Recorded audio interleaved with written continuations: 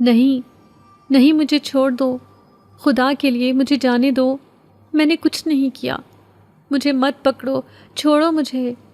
میری آنکھ ایک جھٹکے سے کھلی، میرا سانس سینے میں اٹکا ہوا تھا اور پورا وجود پسینے میں شرابور تھا۔ میں نے خوفزدہ نظروں سے ادھر ادھر دیکھا۔ میں آپا جان کے سلائی کڑھائی سینٹر میں تھی۔ میرے سامنے رکھی سلائی مشین کے اوپر کپڑا ویسے کا ویسا پڑا تھا اور مشین کی سوئی کپڑے میں گڑی تھی۔ میں نے گہرا سانس لیا۔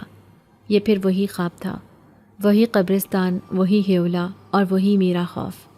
یہ خواب پچھلے کچھ دنوں سے میرا پیچھا نہیں چھوڑ رہا تھا۔ میرا دل ابھی تک پسلیوں سے ٹکرا رہا تھا جب آپا جان کی سخت آواز میرے کانوں سے ٹکرائی۔ تیرا دھیان کدھر ہوتا ہے شمع؟ کام پر بالکل بھی توجہ نہیں ہوتی تیری۔ اگر تمہارے یہی کام رہے تو تیری چھٹی کروا دوں گی۔ دیکھ نہیں رہی کتنا کام پڑا ہے اور تو ہے کہ مشین پر بیٹھی اونگ رہی ہے۔ میں نے جلدی سے اپنے آنسو پونچھے اور دوپٹہ ماتھے پر پھیلا کر پسینہ صاف کیا۔ میں انہیں کیا بتاتی کہ میرا دھیان کدھر تھا؟ میں انہیں کیا سمجھاتی کہ میں اونگ نہیں رہی تھی بلکہ ایک خوفناک خواب کی گرفت میں تھی؟ میں پریشان ہو گئی۔ اگر آپا جان نے مجھے کام سے نکال دیا تو ہمارا کیا بنے گا؟ اماں تو پہلے ہی ہر وقت مجھ سے لڑنے کے لیے بہانے ڈھونڈتی ہیں۔ میں جانتی تھی کہ میرے پریشان ہونے سے حالات ٹھیک نہیں ہوں گے، لیکن میرے لیے پریشانی تو جیسے ایک روٹین بن گئی تھی۔ میں نے چپ چاپ سر جھکا کر مشین پر کام شروع کر دیا، لیکن میرے ہاتھ کانپ رہے تھے اور آنکھوں کے سامنے بار بار قبرستان کا وہ دھندلا منظر گھوم رہا تھا۔ میری حالت دیکھ کر شاید آپا جان کو مجھ پر ترس آ گیا تھا۔ انہوں نے باقی سب لڑکیوں کو جلدی چھٹی دے دی اور مجھے اپنے پاس بلایا۔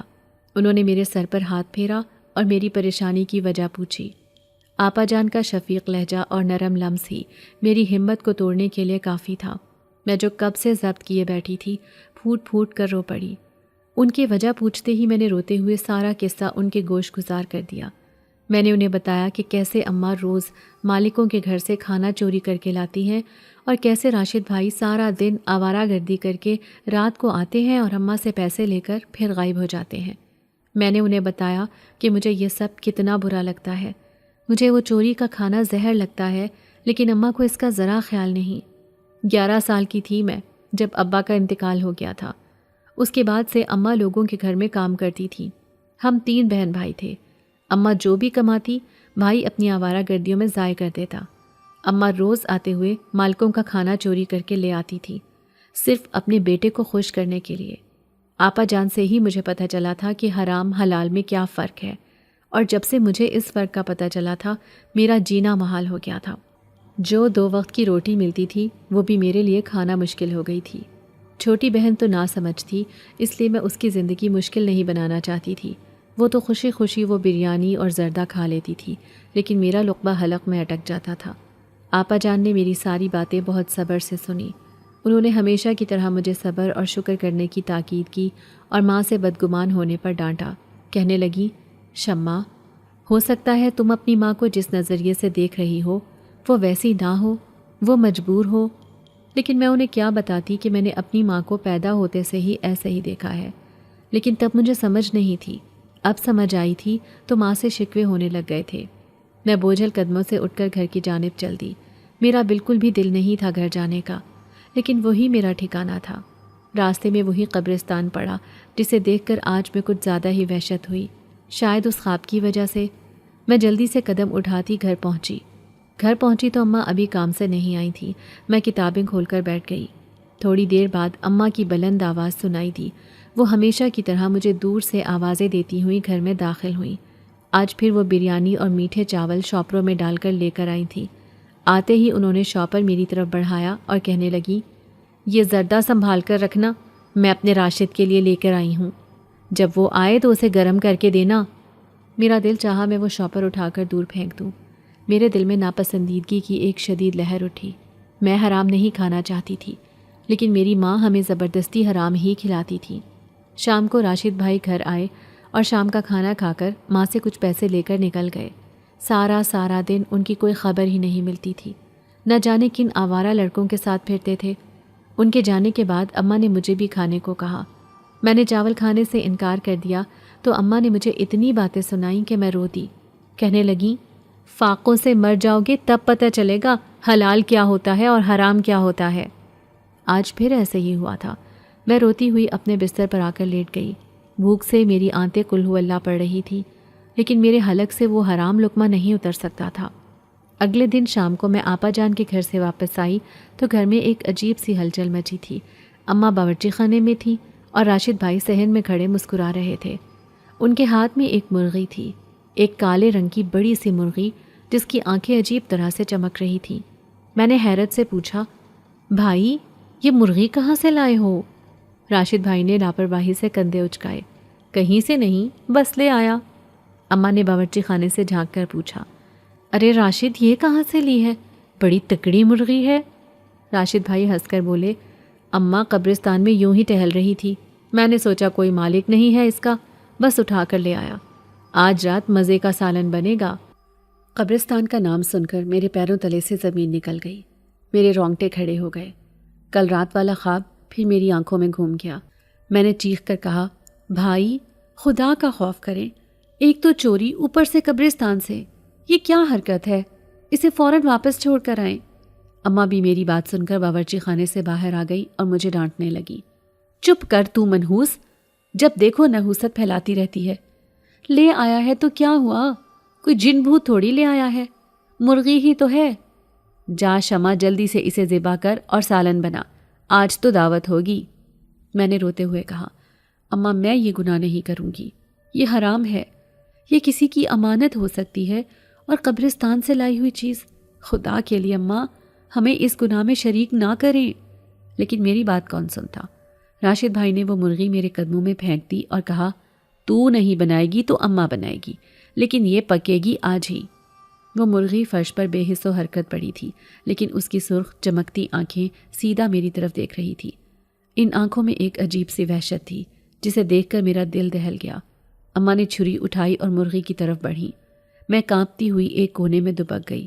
میں جانتی تھی کہ یہ کوئی عام مرغی نہیں تھی، یہ ہمارے گھر کوئی دعوت نہیں بلکہ بربادی لے کر آئی تھی۔ وہ کالی مرغی اب بھی فرش پر ساکت پڑی تھی، لیکن اس کی سرخ دہکتی آنکھیں سیدھا مجھ پر جمی تھی۔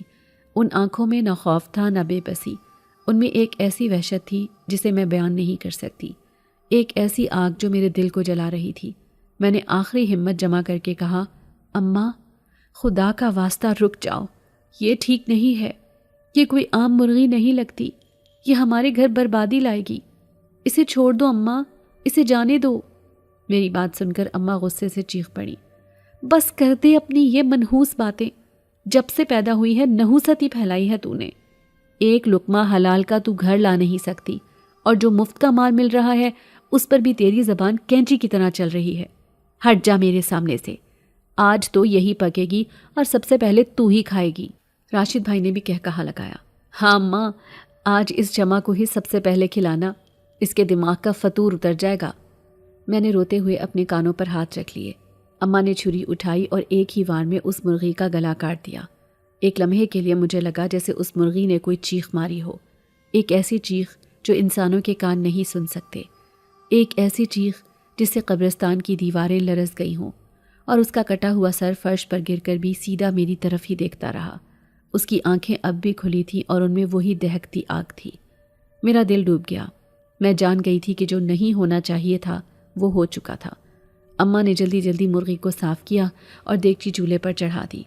راشد بھائی ان کے پاس کھڑے انہیں ہدایات دے رہے تھے، اماں مسالہ تیز رکھنا، بہت دنوں بعد گوشت کھانے کو مل رہا ہے۔ تھوڑی ہی دیر میں سالن پکنے کی خوشبو پورے گھر میں پھیل گئی، لیکن میرے لیے وہ خوشبو نہیں تھی، وہ ایک سڑان تھی، جیسے کوئی چیز جل رہی ہو، جیسے گوشت نہیں بلکہ کوئی مردار پک رہا ہو۔ اماں اور راشد بھائی خوشی سے باتیں کر رہے تھے۔ چھوٹی بہن بھی خوش تھی کہ آج اسے اچھا کھانا ملے گا، لیکن میں اپنے کمرے میں بستر پر پڑی رو رہی تھی۔ میرا دل کسی انجانے خوف سے پھٹا جا رہا تھا۔ مجھے بار بار اس مرغی کی سرخ آنکھیں یاد آ رہی تھی۔ رات کو اماں نے دسترخوان بچھایا اور بڑے اہتمام سے سالن کی پلیٹیں بھری۔ انہوں نے مجھے بھی آواز دی، شمع آ جاؤ، کھانا کھا لو، دیکھ کتنا مزے کا سالن بنا ہے۔ میں نے بستر سے ہی انکار کر دیا، اماں مجھے نہیں کھانا، میرا دل خراب ہو رہا ہے۔ اماں غصے سے میرے کمرے میں آئیں اور میرا بازو پکڑ کر مجھے گھسیٹتے ہوئے باہر لائیں۔ چل اٹھ کر کھا، نخرے نہ کر، میں نے اتنی محنت سے بنایا ہے۔ انہوں نے زبردستی ایک نوالا توڑ کر میرے منہ کی طرف بڑھایا، لیکن جیسے ہی وہ نوالا میرے قریب آیا مجھے شدید متلی کا احساس ہوا اور میں نے منہ پھیر لیا۔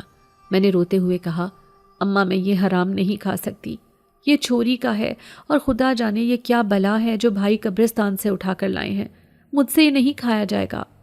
میری بات سن کر اماں نے مجھے کوسنا شروع کر دیا۔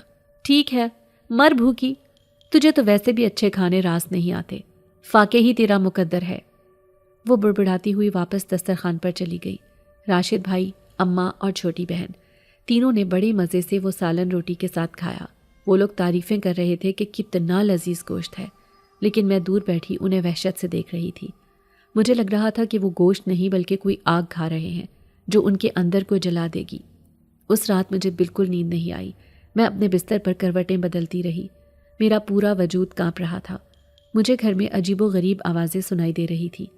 کبھی لگتا جیسے کوئی صحن میں چل رہا ہے، کبھی لگتا جیسے کوئی چھت پر کھرچ رہا ہے، اور بار بار مجھے اس کالی مرغی کی چیخ سنائی دیتی۔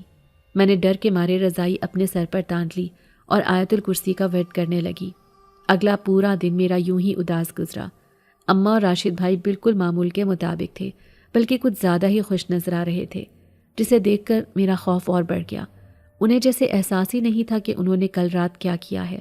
مجھے بار بار اس مرغی کا خیال آتا کہ نہ جانے کس کی ہوگی، اور وہ لایا بھی قبرستان سے تھا، وہ بھی ایسی مرغی جس کی آنکھیں آگ اگلتی تھیں۔ خیر، میں نے بھی انہیں ان کے حال پر چھوڑ دیا۔ میں نے گھر میں پڑی باسی روٹی پانی کے ساتھ کھائی اور چپ چاپ کونے میں بیٹھی رہی۔ اماں نے مجھ سے بات کرنے کی کوشش کی، لیکن میں نے کوئی جواب نہیں دیا۔ میری طبیعت خود بھی بہت خراب ہو رہی تھی، سر میں شدید درد تھا اور جسم بخار کی طرح تپ رہا تھا۔ اگلے دن آپا جی نے مجھے جلدی بلایا تھا۔ ان کے گھر کوئی تقریب تھی اور انہیں سلائی کے کام میں میری مدد چاہیے تھی، اس لیے میں شام کے بجائے دوپہر میں ہی گھر سے نکل پڑی۔ گہری خاموشی نے ہر طرف احاطہ کیا ہوا تھا۔ سورج سوا نیزے پر پہنچا ہوا تھا۔ لوگ گرمی سے بچنے کے لیے اپنے اپنے گھروں میں قید ہوئے تھے۔ میں تیز تیز قدم اٹھاتی ہوئی اپنی مطلوبہ جگہ پر پہنچنے کی کوشش میں تھی، لیکن پسینہ بار بار مجھے رکنے پر مجبور کر دیتا۔ اس قدر سنسان رستہ دیکھ کر اب میں اکیلی نکلنے پر پچھتا رہی تھی۔ میرا دل ویسے ہی 2 دن سے گھبرایا ہوا تھا، اوپر سے یہ دوپہر کی تنہائی اور قیامت کی گرمی۔ میں چلتے چلتے قبرستان کے پاس پہنچی تو میرا دل دھک دھک کرنے لگا۔ قبرستان میں چھائی گہری خاموشی بھی میرے دل کو ہلا رہی تھی۔ مجھے ایسا لگا جیسے قبروں کے اندر سے کوئی مجھے دیکھ رہا ہو، کوئی مجھے بلا رہا ہو۔ میں نے جلدی سے قدم اٹھائے اور اس سے پہلے کہ میں آگے بڑھتی، قبرستان کے مین گیٹ سے ایک دم سے ایک ہیولا نکل کر میری طرف بڑھا۔ وہ ایک لمبا تڑنگا سایہ تھا۔ اس کا وجود واضح نہیں تھا، لیکن اس کی آنکھیں اس کالی مرغی کی طرح سرخ دہک رہی تھی۔ وہ تیزی سے میری طرف لپکا اور میں اسے دیکھ کر بے حد خوفزدہ ہو گئی۔ میری زبان تالو سے چپک گئی۔ میں چیخنا چاہتی تھی، لیکن میری آواز نہیں نکلی اور میں ادھر ہی بے ہوش ہو کر گر پڑی۔ مجھے ہوش آئی تو میں ایک نرم بستر پر تھی۔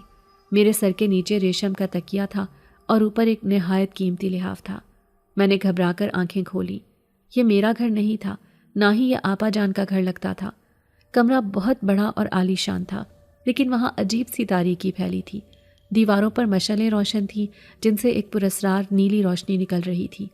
میں نے اٹھنے کی کوشش کی، لیکن میرے جسم میں جیسے جان ہی نہیں تھی۔ تبھی کمرے کے ایک کونے سے، جہاں اندھیرا زیادہ گہرا تھا، ایک وجود نمودار ہوا۔ وہ ایک آدمی تھا، یا شاید آدمی لگتا تھا۔ وہ بے حد وجیح اور لمبا تھا۔ اس نے کالے رنگ کا شاہانہ لباس پہنا ہوا تھا، لیکن اس کی آنکھوں میں وہی وحشت اور سرد مہری تھی جو میں نے اس مرغی کی آنکھوں میں دیکھی تھی۔ وہ میرے قریب آیا اور ایک گہری گونجدار آواز میں بولا، ہوش آ گیا تمہیں انسانی لڑکی؟ میں خوف سے کانپنے لگی۔ میری آواز بمشکل میرے حلق سے نکلی۔ تم کون ہو اور میں کہاں ہوں؟ مجھے جانے دو، مجھے گھر جانا ہے۔ وہ آدمی مسکرایا، ایک ایسی مسکراہٹ جس میں ذرا بھی گرم جوشی نہیں تھی۔ اس نے کہا، جانا تو تمہیں ہوگا، لیکن ابھی نہیں، پہلے میرے ایک سوال کا جواب دو۔ میں نے ڈرتے ڈرتے پوچھا، کیا سوال؟ اس نے میری آنکھوں میں جھانکتے ہوئے کہا، 2 دن پہلے تمہارے بھائی نے قبرستان سے میری مرغی چرائی تھی۔ یہ سن کر میرے اوسان خطا ہو گئے۔ میں سمجھ گئی، میں سب سمجھ گئی۔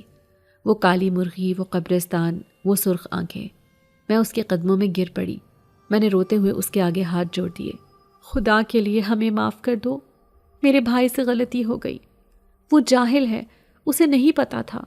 ہم بہت غریب لوگ ہیں، ہم تمہاری مرغی کی قیمت ادا کر دیں گے، بس مجھے جانے دو۔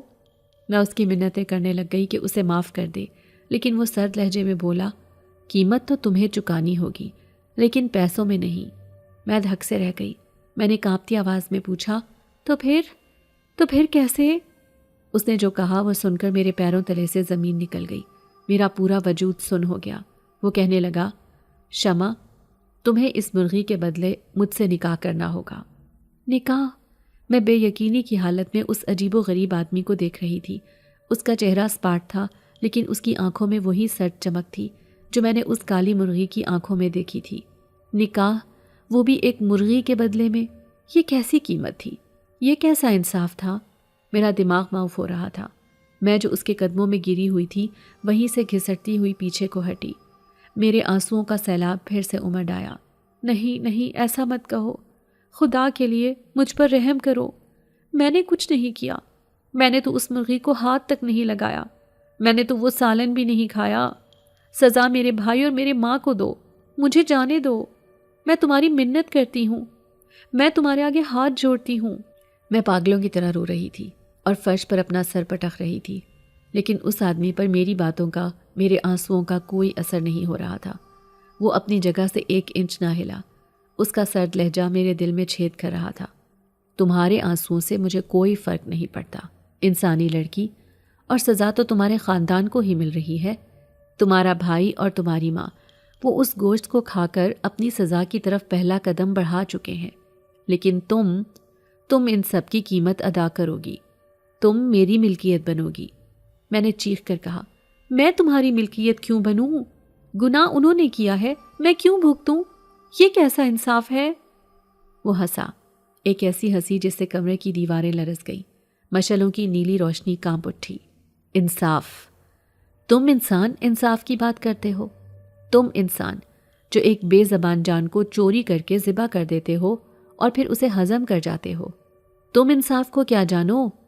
وہ مرغی، وہ کوئی عام مرغی نہیں تھی، وہ میری ملکیت تھی، ایک خاص چیز جسے تمہارے لالچی بھائی نے اپنی ہوس کی بھینٹ چڑھا دیا، اور اب اس کی قیمت تمہیں ادا کرنی ہے، اپنے آپ کو میرے حوالے کر کے۔ میں نے خوف سے ادھر ادھر دیکھا۔ اس عالی شان مگر تاریک کمرے سے فرار کا کوئی راستہ نہیں تھا۔ دروازہ ایک سیاہ چٹان کی طرح بند تھا، کوئی کھڑکی، کوئی روشن دان نہیں تھا، صرف وہ نیلی روشنی والی مشعلیں تھیں جو اس جگہ کو مزید پراسرار اور خوفناک بنا رہی تھی۔ میں نے آخری کوشش کی، میں تم سے شادی نہیں کر سکتی، میں ایک انسان ہوں اور تم نہ جانے کون ہو، کیا ہو، ہمارا نکاح کیسے ہو سکتا ہے؟ یہ گناہ ہوگا، یہ غلط ہے۔ اس نے میری طرف ایک قدم بڑھایا۔ میں ڈر کر مزید پیچھے سکڑ گئی۔ وہ میرے بالکل قریب آ کر جھکا۔ اس کی دہکتی آنکھیں میری آنکھوں میں گڑ گئیں۔ اس کی آواز اب کسی گہری کھائی سے آتی محسوس ہو رہی تھی۔ گناہ اور ثواب کا فیصلہ اب میں کروں گا، اور رہی بات میرے انسان نہ ہونے کی، تو ہاں، تم صحیح سمجھی، میں وہ نہیں ہوں جو تم سمجھ رہی ہو، لیکن یہ جان کر بھی تم کچھ نہیں کر سکتی۔ اس نے اپنا ہاتھ بڑھایا۔ میں نے ڈر کے مارے آنکھیں بند کر لی، لیکن اس نے مجھے چھوا نہیں۔ اس کا ہاتھ میرے سر کے اوپر سے گزرا اور دیوار پر پڑی ایک مشعل کی طرف اٹھا۔ اس کے ہاتھ سے ایک نیلی شعاع نکلی اور مشعل کی آگ کو چھو گئی۔ آگ ایک لمحے کے لیے بھڑکی اور پھر اس میں سے 2 سائے نمودار ہوئے۔ وہ سائے انسانوں جیسے نہیں تھے، ان کے قد بہت لمبے تھے اور ان کی آنکھیں انگاروں کی طرح روشن تھیں۔ میں یہ منظر دیکھ کر دہشت سے بے حال ہو گئی۔ میری چیخ میرے حلق میں گھٹ کر رہ گئی۔ وہ آدمی سیدھا کھڑا ہوا اور ان سایوں کو حکم دیا، نکاح کا انتظام کرو، ابھی اور اسی وقت۔ وہ سائے میری طرف بڑھے۔ میں نے چیخنا چاہا، بھاگنا چاہا، لیکن میرے ہاتھ پاؤں جیسے پتھر کے ہو گئے تھے۔ میں اپنی جگہ سے ہل بھی نہیں سکتی تھی۔ ان سایوں نے مجھے بازوؤں سے پکڑا اور اٹھا کر اس بستر پر بٹھا دیا جس پر میں ہوش میں آئی تھی۔ میں بہت روئی، میں نے اللہ کو پکارا، میں نے واسطے دیے، لیکن وہاں میری سننے والا کوئی نہیں تھا۔ صرف وہ سرد چہرے والا آدمی تھا جو اب میرے سامنے کھڑا مسکرا رہا تھا۔ اس نے ان سایوں سے کہا، گواہ تم دونوں ہو اور ایجاب و قبول میں خود کرواؤں گا۔ وہ میرے قریب آیا اور بولا، شمع بنتے، جو بھی تمہارے باپ کا نام ہے، کیا تمہیں یہ نکاح میرے ساتھ اس مرغی کے بدلے قبول ہے؟ میرا پورا وجود نفی میں ہل رہا تھا۔ میں نے روتے ہوئے کہا، نہیں، مجھے قبول نہیں ہے، مجھے چھوڑ دو، مجھ پر رحم کرو۔ وہ پھر ہنسا۔ رحم؟ یہ لفظ انسانوں پر اچھا لگتا ہے، ہم پر نہیں۔ تم انکار نہیں کر سکتی، تمہارے پاس کوئی راستہ نہیں ہے۔ اس نے دوبارہ پوچھا، کیا تمہیں یہ نکاح قبول ہے؟ میں خاموش رہی، میں بس روتی رہی۔ اس نے تیسری بار پوچھا، اور اس بار اس کی آواز ایک گرج میں بدل گئی، اتنی خوفناک کہ مجھے لگا میرے کان کے پردے پھٹ جائیں گے۔ اس کی آنکھیں غصے سے مزید سرخ ہو گئی۔ بولو، قبول ہے؟ میرے منہ سے خوف کے مارے صرف ایک ٹوٹی پھوٹی آواز نکلی، قبول، قبول ہے۔ میری زبان سے یہ الفاظ ادا ہوتے ہی اس آدمی کے چہرے پر ایک فاتحانہ مسکراہٹ آئی۔ اس نے کہا، آج سے تم میری ہو، صرف میری۔ نکاح کے یہ الفاظ میرے لیے موت کا پیغام تھے۔ یہ صدمہ اتنا شدید تھا کہ میرا دماغ اسے برداشت نہ کر سکا۔ میری آنکھوں کے سامنے اندھیرا چھا گیا۔ وہ نیلی روشنیاں، وہ خوفناک سائے اور وہ سرد چہرہ، سب اس اندھیرے میں ڈوب گئے اور میں پھر سے بے ہوش ہو گئی۔ میری آنکھ کھلی تو میں نے خود کو اپنے گھر میں پایا، اپنے ٹوٹے ہوئے بستر پر۔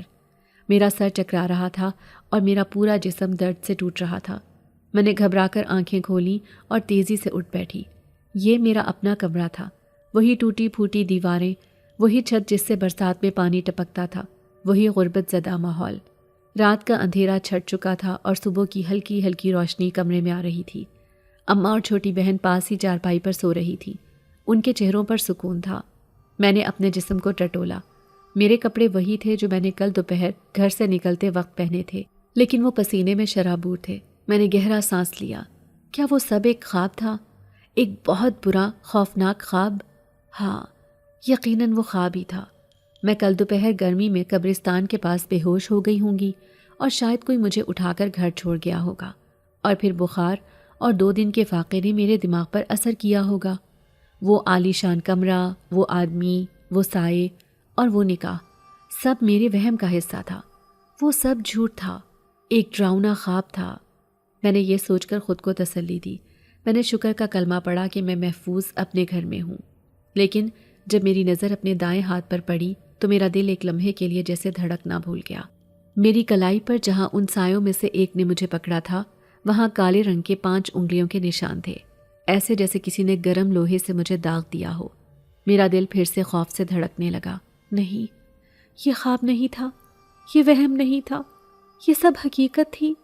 لیکن میں یہ حقیقت کیسے مان لیتی؟ میں کس کو بتاتی؟ کون میری بات کا یقین کرتا؟ میں نے جلدی سے اپنی آستین نیچے کر کے وہ نشان چھپا لیے اور چپ چاپ اٹھ کر بیٹھ گئی۔ میں نے فیصلہ کیا کہ میں اس بارے میں کسی کو کچھ نہیں بتاؤں گی۔ میں نے سوچا کہ شاید وہ خواب تھا، لیکن رات ہوتے ہی مجھے پتہ چلا کہ وہ حقیقت تھی۔ رات کو جب سب سو گئے، میں بھی اپنے بستر پر لیٹی جاگ رہی تھی۔ مجھے اس آدمی کی باتیں یاد آ رہی تھی۔ تبھی مجھے اپنے کمرے میں وہی عجیب سی خوشبو محسوس ہوئی، وہی خوشبو جو اس کے عالی شان کمرے میں پھیلی ہوئی تھی، اور پھر وہ وہیں میرے بستر کے پاس کھڑا تھا، اسی کالے شاہانہ لباس میں۔ اس کی آنکھیں اندھیرے میں چمک رہی تھیں۔ میں ڈر کے مارے چیخنا چاہتی تھی، لیکن میری آواز حلق میں ہی جم گئی۔ اس نے اپنے ہونٹوں پر انگلی رکھی اور سرد آواز میں بولا، شور مت بچاؤ بیوی، میں یہاں تمہیں صرف یہ بتانے آیا ہوں کہ تم میری ہو۔ میں کوئی انسان نہیں، ایک جن زادہ ہوں، اور اب سے تمہارا شوہر بھی، اور بہت جلد میں تمہیں یہاں سے کوہکاف لے جاؤں گا۔ جن زادہ، شوہر، کوہکاف، یہ الفاظ میرے ذہن میں ہتھوڑوں کی طرح برس رہے تھے۔ میں اس کے چہرے کو دیکھتی رہی جو اندھیرے میں بھی واضح تھا۔ اس کی آنکھیں 2 دہکتے انگاروں کی مانند تھیں، جن میں کوئی جذبہ نہیں تھا سوائے ملکیت کے، ایک سرد ملکیت۔ میری چیخ میرے حلق میں ہی دم توڑ گئی۔ میرا پورا جسم جیسے برف کی سل بن گیا ہو۔ میں ہلنا چاہتی تھی، بھاگنا چاہتی تھی، اماں کو آواز دینا چاہتی تھی، لیکن میں بے حس و حرکت پڑی تھی۔ اس جنزادے نے اپنا ہاتھ میری طرف بڑھایا۔ میں نے خوف سے آنکھیں سختی سے میچ لی، لیکن اس کی ٹھنڈی انگلیاں میرے گال پر محسوس ہوئیں۔ اس کا لمس کسی زندہ انسان کا نہیں تھا، وہ برف سے بھی زیادہ سرد تھا، جیسے کسی مردے نے مجھے چھو لیا ہو۔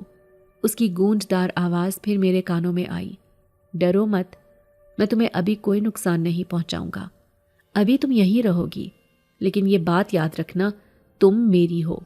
تمہارے بھائی کے گناہ کی قیمت تم پر میرا حق ہے، اور اگر تم نے اس راز کو فاش کرنے کی کوشش کی یا کسی کو کچھ بتایا تو انجام اچھا نہیں ہوگا، نہ تمہارے لیے نہ تمہاری اس ماں اور بھائی کے لیے جنہوں نے میرا مال کھایا ہے۔ اس نے میرے گال کو دھیرے سے تھپ تھپایا اور ایک لمحے میں جیسے آیا تھا ویسے ہی غائب ہو گیا۔ کمرے میں اس کے وجود کی وہی عجیب سی خوشبو اور میرے گال پر اس کا برف جیسا ٹھنڈا لمس رہ گیا۔ میں ساری رات جاگتی رہی، خوف سے کانپتی رہی، آیت الکرسی کا ورد کرتی رہی، لیکن میرا دل مان ہی نہیں رہا تھا کہ میں اب محفوظ ہوں۔ اگلی صبح میں اٹھی تو میرا پورا جسم بخار میں تپ رہا تھا، سر درد سے پھٹا جا رہا تھا اور حلق کانٹے کی طرح خشک تھا۔ اماں نے مجھے دیکھا تو کہنے لگیں، کیا ہوا تجھے؟ رات کو ٹھیک تو سوئی تھی، اب کیا مرنے والے نخرے کر رہی ہے؟ چلو اٹھ کام کر۔ میرا دل چاہا میں چیخ چیخ کر انہیں بتاؤں کہ ان کے بیٹے کی ایک چوری کی وجہ سے میری زندگی جہنم بن گئی ہے، کہ ان کے ایک حرام لقمے کی قیمت میں ادا کر رہی ہوں، لیکن اس جنزادے کی دھمکی میرے کانوں میں گونج رہی تھی۔ میں چپ چاپ اٹھی، وضو کیا، نماز پڑھی، لیکن میرا دھیان کہیں اور تھا۔ مجھے اپنے ہاتھ پر وہ کالے نشان اب مزید گہرے لگ رہے تھے۔ میں نے فیصلہ کر لیا تھا، میں یہ سب آپا جان کو بتاؤں گی، وہی میری آخری امید تھی، شاید وہ میری مدد کر سکیں۔ میں نے اماں سے بہانہ کیا کہ آپا جان نے آج پھر جلدی بلایا ہے اور گھر سے نکل پڑی۔ میرا دل دھک دھک کر رہا تھا، مجھے لگ رہا تھا جیسے کوئی میرا پیچھا کر رہا ہے۔ ہر آہٹ پر میں چونک جاتی، ہر سائے سے مجھے اس جنزادے کا گمان ہوتا۔ جب میں آپا جان کے سینٹر پہنچی تو وہ مجھے دیکھ کر پریشان ہو گئی۔ میرا چہرہ زرد تھا، آنکھیں سوجی ہوئی تھیں اور میں بری طرح کانپ رہی تھی۔ انہوں نے میرا ہاتھ پکڑا تو میرا ہاتھ برف کی طرح ٹھنڈا تھا، جبکہ میرا ماتھا تپ رہا تھا۔ انہوں نے مجھے بٹھایا اور پانی پلایا اور پوچھا، شمع کیا بات ہے؟ تیری طبیعت تو بہت خراب لگ رہی ہے، کل بھی تو بے ہوش ہو گئی تھی، سب خیریت تو ہے نا؟ ان کا شفیق لہجہ سن کر میرے ضبط کے سارے بندھن ٹوٹ گئے۔ میں ان کے گلے لگ کر پھوٹ پھوٹ کر رو پڑی۔ میں نے ہچکیوں کے درمیان انہیں سب کچھ بتا دیا، قبرستان کے پاس بے ہوش ہونے سے لے کر اس عالیشان کمرے میں آنکھ کھلنے تک، اس آدمی کا مرغی کا بدلہ مانگنا، وہ زبردستی کا نکاح، اور پھر رات کو اس کا میرے کمرے میں آنا، خود کو جنزادہ کہنا اور مجھے کوہکاف لے جانے کی دھمکی دینا، سب کچھ۔ میں نے روتے ہوئے اپنی آستین اوپر کر کے انہیں اپنی کلائی پر بنے وہ کالے جلے ہوئے انگلیوں کے نشان بھی دکھائے۔ آپا جان میری بات سن کر سکتے میں آ گئیں، ان کا رنگ فک ہو گیا۔ وہ کبھی مجھے دیکھتی، کبھی میری کلائی پر بنے ان نشانوں کو، جو اس بات کا ثبوت تھے کہ میں جو کہہ رہی ہوں وہ کوئی خواب یا وہم نہیں تھا۔ آپا جان جو خود ایک بہت نیک اور پرہیزگار خاتون تھیں، وہ سمجھ گئیں کہ معاملہ کتنا سنگین ہے۔ وہ جانتی تھیں کہ جنات کا وجود برحق ہے، لیکن جو میرے ساتھ ہوا تھا وہ ناقابل یقین حد تک خوفناک تھا۔ انہوں نے مجھے تسلی دی، میرے سر پر ہاتھ پھیرا اور کہا، شمع بیٹی تو نے بہت برا وقت دیکھا ہے، لیکن اللہ پر بھروسہ رکھ، وہ ہر مشکل سے نکالنے والا ہے۔ یہ کوئی بہت طاقتور اور شریر مخلوق لگتی ہے جس نے تجھے اپنی قید میں لے لیا ہے۔ انہوں نے مجھے کچھ قرآنی صورتیں اور دعائیں پڑھنے کو دیں۔ انہوں نے کہا کہ وہ آج ہی شہر کے ایک بہت بڑے عالم اور عامل سے ملیں گی اور اس مسئلے کا کوئی حل پوچھیں گی۔ انہوں نے مجھے سختی سے تاکید کی، شمع تو نے بہت ہمت سے کام لینا ہے، پاک صاف رہنا ہے، ہر وقت باوضو رہنا اور ان دعاؤں کا ویٹ کرتی رہنا، اور خبردار اس مخلوق کے سامنے کوئی کمزوری نہیں دکھانی، نہ ہی اس سے ڈرنا ہے، جتنا تو ڈرے گی وہ اتنا ہی مضبوط ہوگا۔ انہوں نے مجھے یہ بھی کہا کہ اپنے گھر والوں کو، خاص طور پر اپنی ماں اور بھائی کو، ان کے کیے کی توبہ کرنے کو کہو۔ اگرچہ مجھے یقین تھا کہ وہ میری بات نہیں مانیں گے، میں آپا جان کے پاس سے کچھ حوصلہ لے کر گھر واپس آ گئی۔ میرے دل میں امید کی ایک ننھی سی کرن جاگی تھی کہ شاید اس عذاب سے چھٹکارے کا کوئی راستہ نکل آئے۔ گھر پہنچی تو ماحول ویسا ہی تھا۔ اماں کسی بات پر چھوٹی بہن کو ڈانٹ رہی تھی اور راشد بھائی ابھی تک سو رہے تھے۔ میں نے چپ چاپ وضو کیا اور آپا جان کی بتائی ہوئی دعائیں پڑھنے لگی۔ میرا دل اب بھی خوف زدہ تھا، لیکن پہلے کی طرح بے بس نہیں تھا۔ میں نے اماں سے ڈرتے ڈرتے بات کرنے کی کوشش کی، اماں آپ اور بھائی توبہ کریں، وہ جو مرغی ہم نے کھائی تھی وہ ٹھیک نہیں تھی۔ اماں نے میری بات سنتے ہی مجھے جھاڑ پہ لا دی۔ پھر شروع ہو گئی تو اپنی منحوس باتیں، چپ کر کے بیٹھ جا، مجھے نہ سکھا کہ کیا ٹھیک ہے کیا غلط۔ میں خاموش ہو گئی۔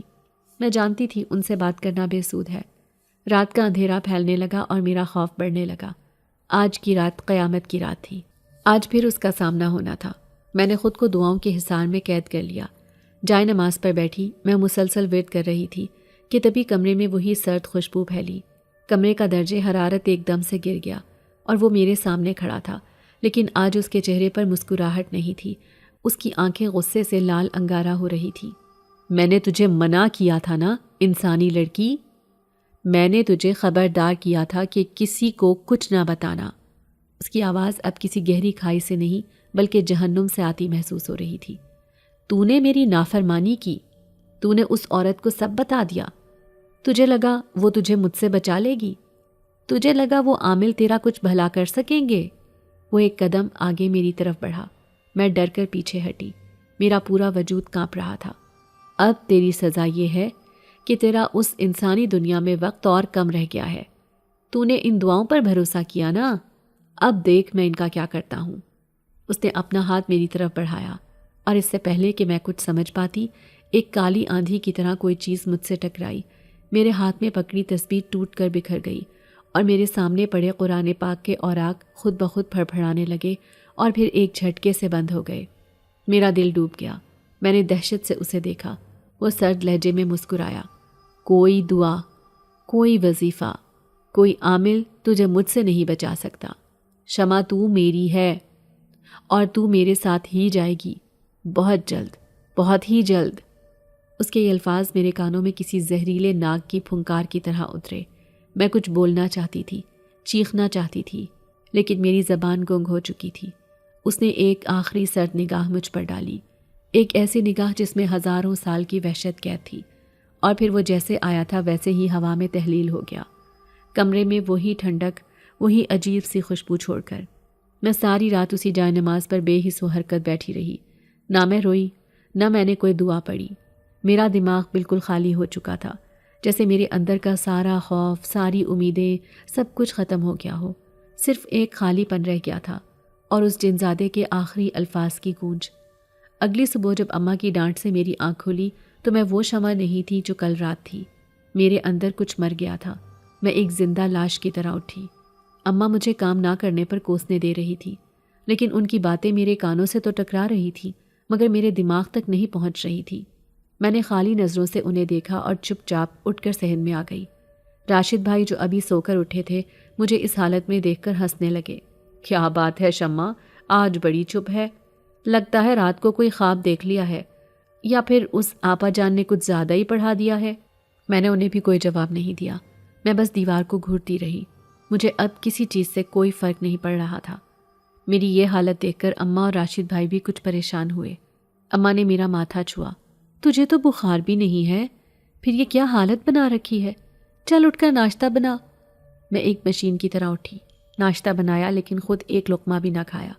مجھے نہ بھوک لگ رہی تھی نہ پیاس، میرے حواس جیسے میرا ساتھ چھوڑ چکے تھے۔ دوپہر تک میری حالت مزید بگڑ گئی۔ میں ایک کونے میں دبک کر بیٹھ گئی اور خالی آنکھوں سے خلا میں گھورتی رہی۔ مجھے بار بار وہ جنزادہ نظر آتا، کبھی وہ صحن میں کھڑا مجھے دیکھ کر مسکرا رہا ہوتا، کبھی وہ کمرے کی چھت سے الٹا لٹکا مجھے گھور رہا ہوتا۔ وہ صرف مجھے نظر آ رہا تھا، لیکن اس کی موجودگی اتنی حقیقی تھی کہ میں خوف سے کانپ اٹھی۔ اماں نے میری یہ حالت دیکھی تو وہ بھی ڈر گئی۔ انہیں لگا مجھ پر کوئی سایہ ہو گیا ہے۔ انہوں نے راشد بھائی سے کہا، جا کر دیکھ اس آپا جان نے تیری بہن پر کیا جادو کر دیا ہے۔ جب سے اس نے اس کے پاس آنا جانا شروع کیا ہے عجیب حرکتیں کرنے لگی ہے۔ اسی وقت دروازے پر دستک ہوئی۔ آپا جان خود آئی تھیں۔ وہ پریشان تھیں کہ آج میں سینٹر کیوں نہیں آئی۔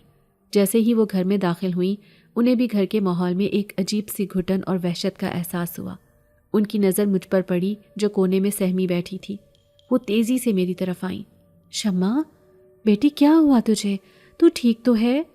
میں نے انہیں دیکھا، میری آنکھوں میں آنسو آ گئے۔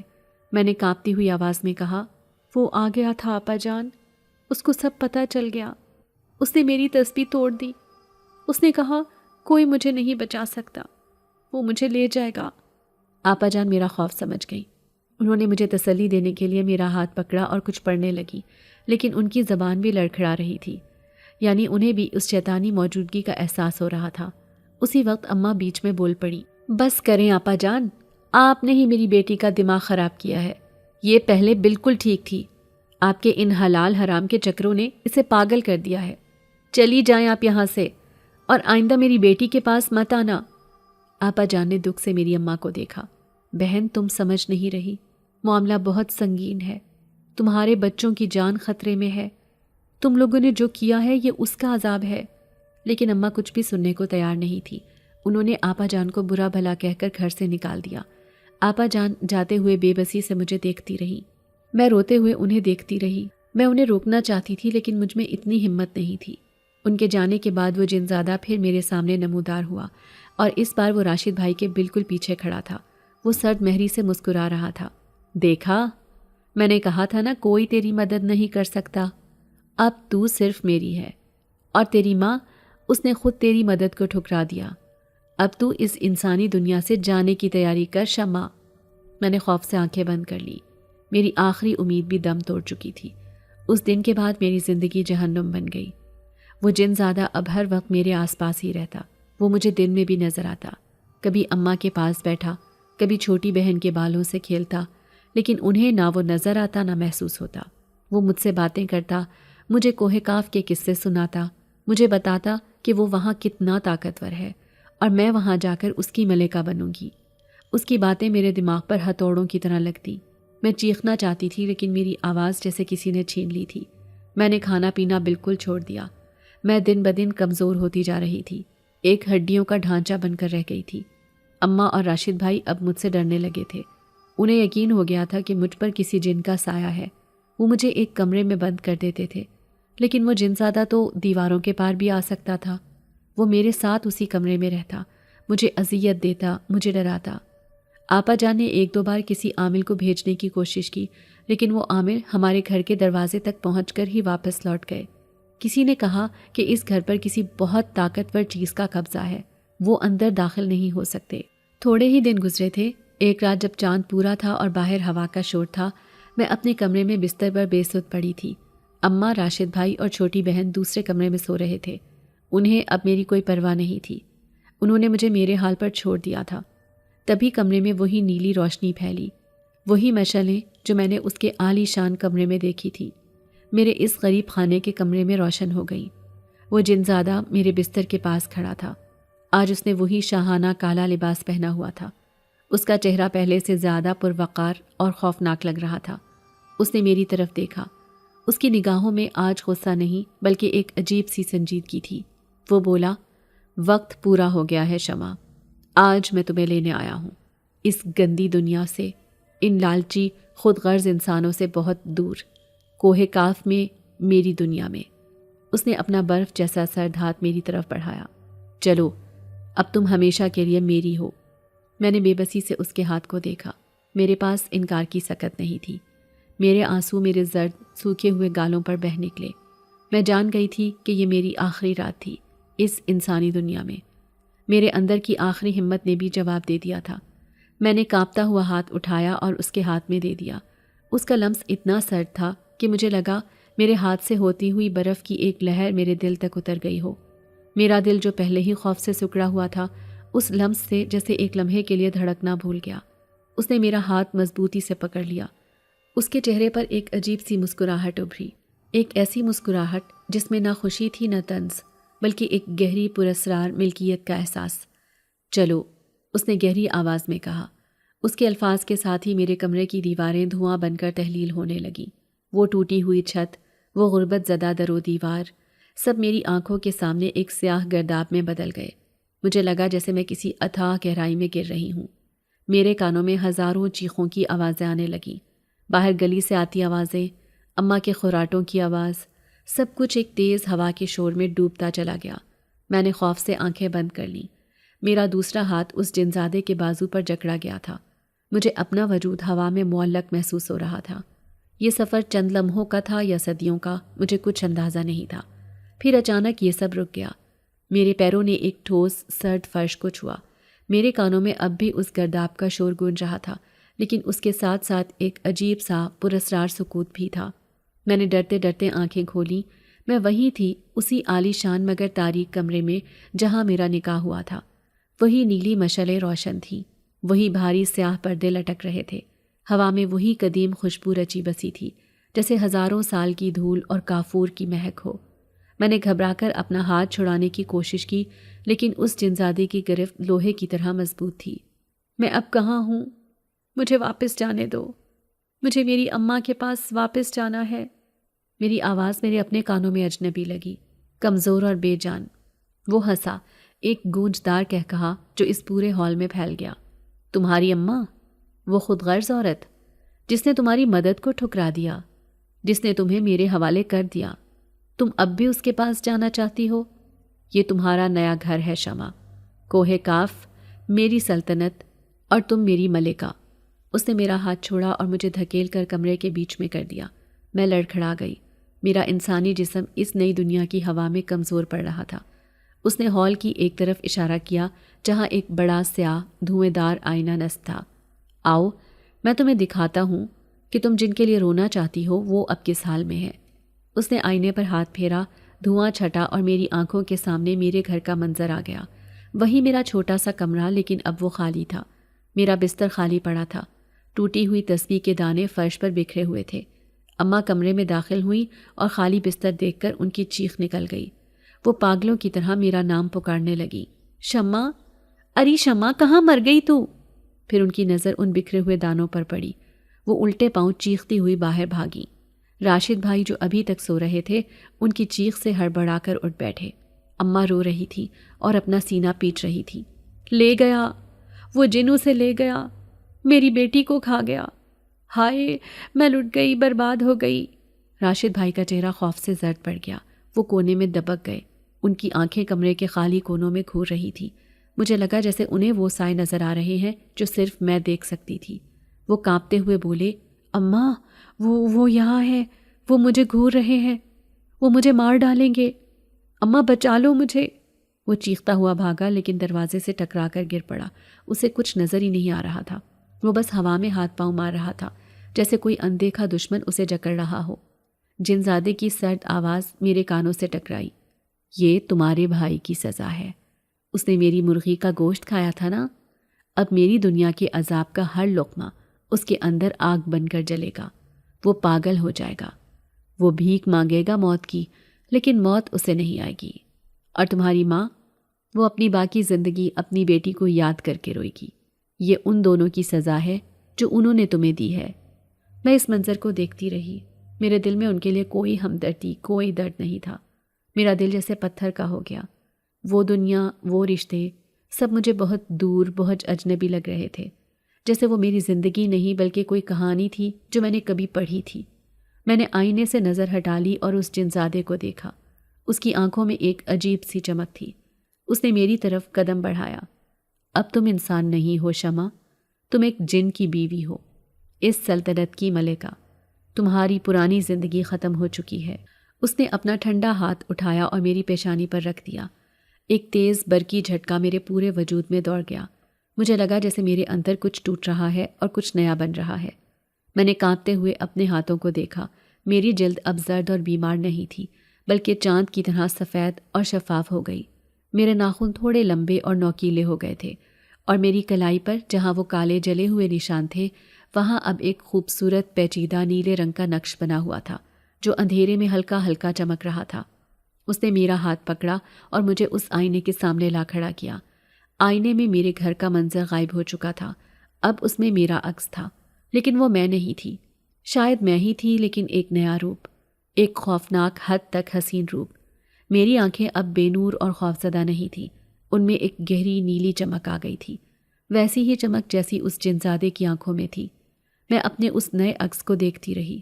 میرے اندر کا آخری انسانی خوف بھی دم توڑ گیا۔